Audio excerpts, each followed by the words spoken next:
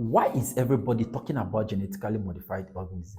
This is why. There have been a lot of outcry recently about GMOs, and I'm going to be explaining what it means to a layman understanding. GMO simply stands for genetically modified organisms, and these organisms can either be plants or animals. So, coming to plants, where we are currently having issues in Nigeria, some people are in support of it, why some people are against it. Now, what do you understand by this?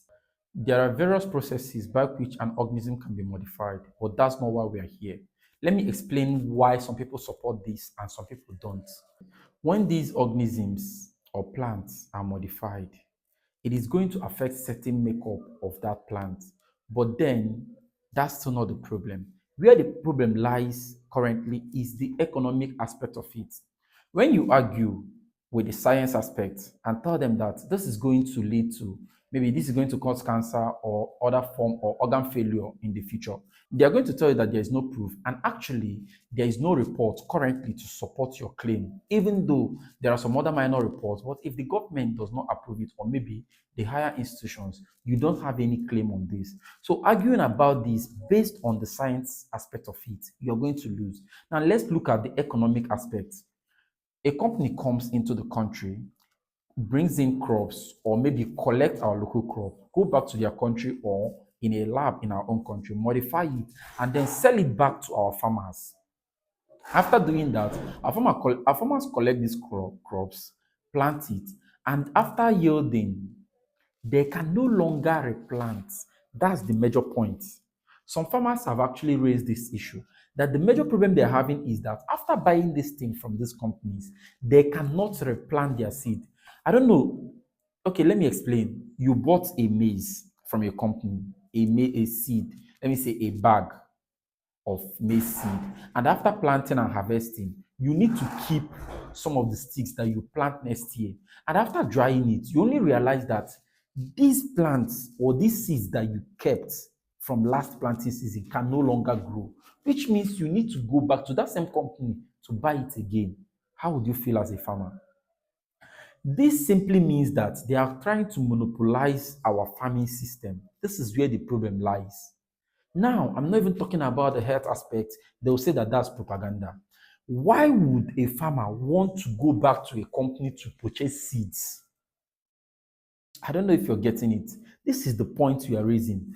If if if I cannot plant a genetically modified crop and then from that seed or maybe from my harvest, I'll save the one I'll plant next year.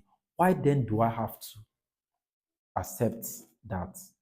Some countries in Africa, like Zimbabwe, Madagascar, they've already banned it.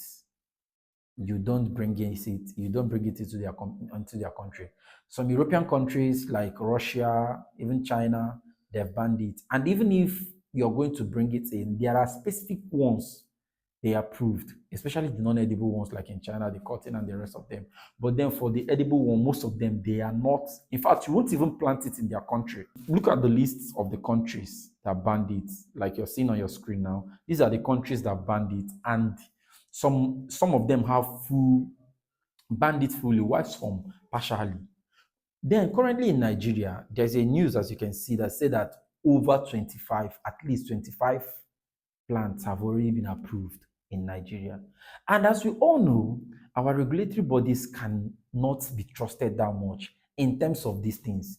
So how extensive do they go in testing these plants to be sure that it's actually safe, that they're actually safe for human consumption?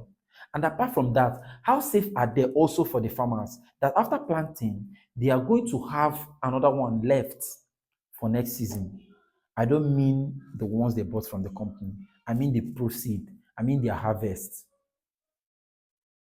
Now imagine as humans, some people go to the lab, create a new set of human beings, and then they tell you that when you want to give birth, you have to return to them. That's monopolizing the process, the natural process that God gave us. Yes, there are people who have birth complications and they have to go to hospital to look for other means through science. But then imagine everybody in the world going to the hospital. Do you think everybody can afford it? This is the point you should be raising. Do you think your mother in the village or maybe your grandmother in the village can afford going to a company to purchase seed to plant every year? How much do you think food will cost? They say they are helping Africa. We are not actually lacking food. Our major problem is insecurity, because if you have security in the farm, farmers will go back to their farm and we have more than enough. If Benue alone can feed the whole nation. You're not talking about Niger State, Maiduguri, and the rest of them. So this is not basically our problem. What we need is security. We don't actually need genetically modified crops to feed us. That's not our problem. So why are we not tackling the main problem? Just for instance, in the case of malaria, we are getting AIDS for malaria drugs. Why we can actually manipulate the environment or knock out the genes. This is where we actually need this genetic modification. Knock out the genes that cause malaria in mosquito, and then we'll have mosquito-free environment. I mean, malaria-free environments.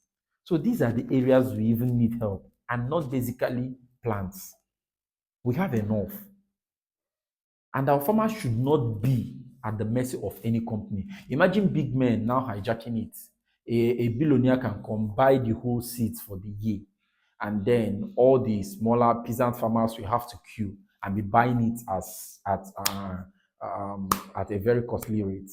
Think about it. I don't know if this makes sense to you. So let's leave the aspect of health, science, and the rest of them. We are talking about the economics aspect of it, the economic effect, the impact it will have on our economy. So without trying to, bore you much with this, I think I will also take time in my subsequent videos on this topic to educate us more about this.